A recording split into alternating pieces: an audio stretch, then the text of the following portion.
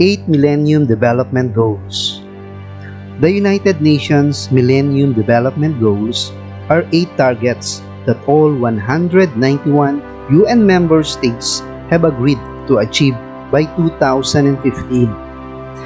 The United Nations Millennium Declaration, signed in September 2000, commits world leaders to fight discrimination against women and children, disease, hunger, poverty, illiteracy, and environmental degradation.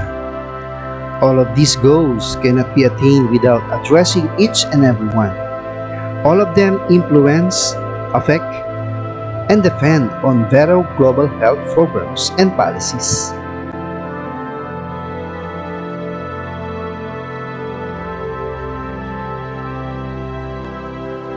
Eradicate extreme poverty and hunger. Developing countries, particularly in Africa and Asia, suffer from extreme poverty and hunger. Poverty and hunger leads to severe malnutrition, which leads to lifelong physical and cognitive damage and affects health, well-being, and the economy. Some key suggestions to eradicate poverty and hunger are: education, promoting gender equality, producing more jobs, investing more in agriculture, strengthen nutrition programs for children and infants, support and protection of developing and vulnerable countries during crisis.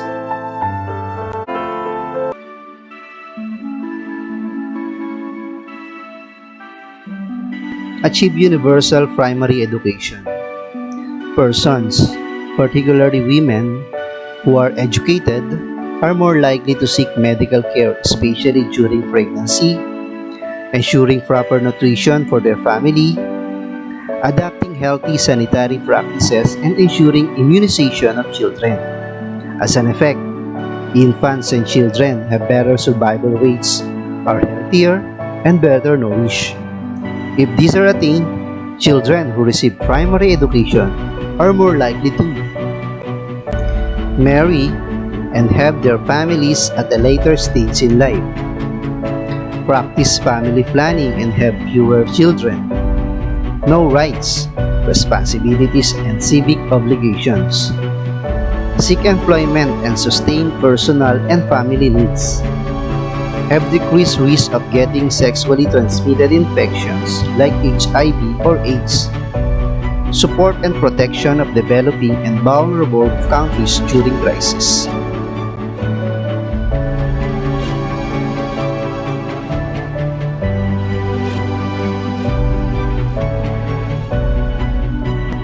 Promote gender equality and empower women.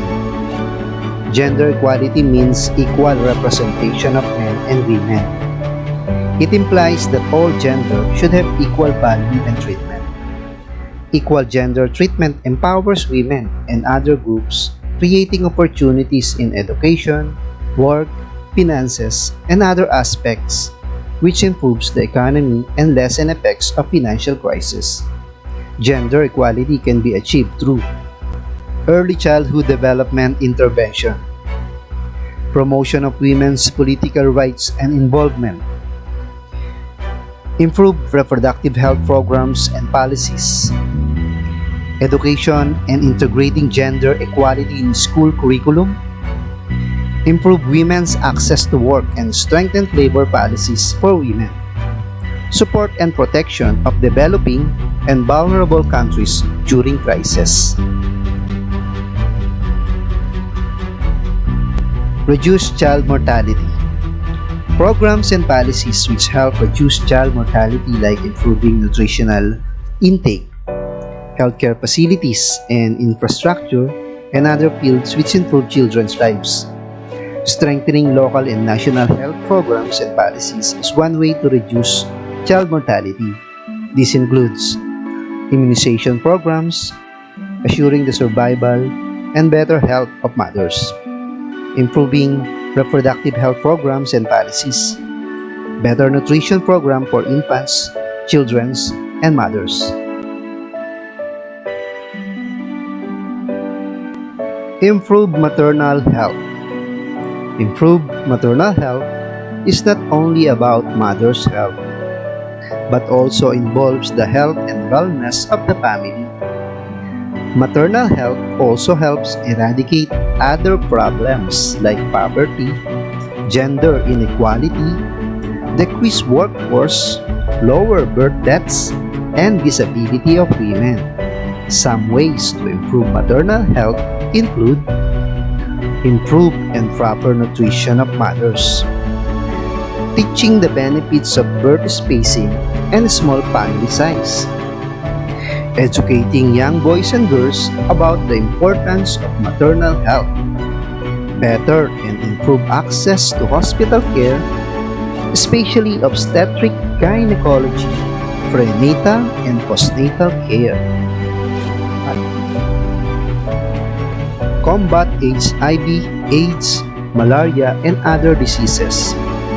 Emerging and re-emerging diseases like HIV, AIDS, malaria, influenza, and other diseases affect productivity and growth of nations.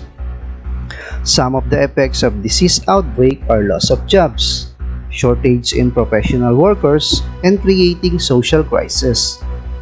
Children are the most vulnerable and are exposed to exploitation and abuse, undermining their normal growth and development.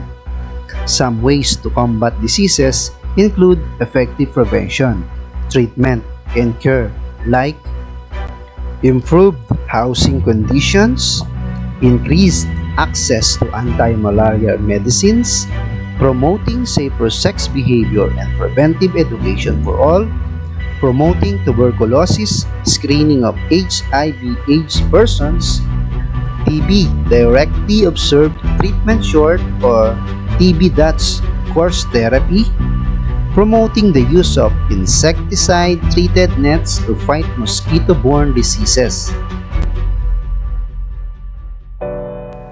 Ensure environmental sustainability. Investing and supporting sustainable energy like solar, wind, and water energy helps support jobs, create business opportunities, and save remaining non-renewable energy sources. Environmental sustainability assures people to live healthier and enjoy a clean and green environment.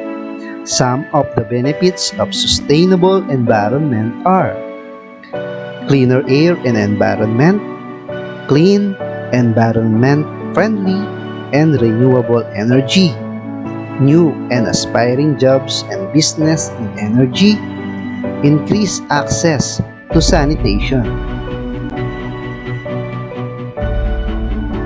Global Partnership for Development. The United Nations, World Health Organization, World Bank, and governments work together to make sure there is fair trade and that heavily indebted countries obtain relief and funds to combat poverty, malnutrition, and funds for education and social projects.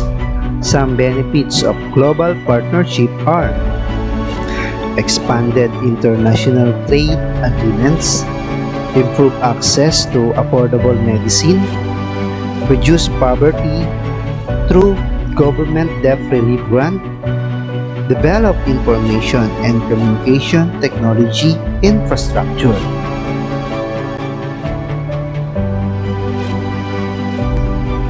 So these are the 8 Millennium Development Goals.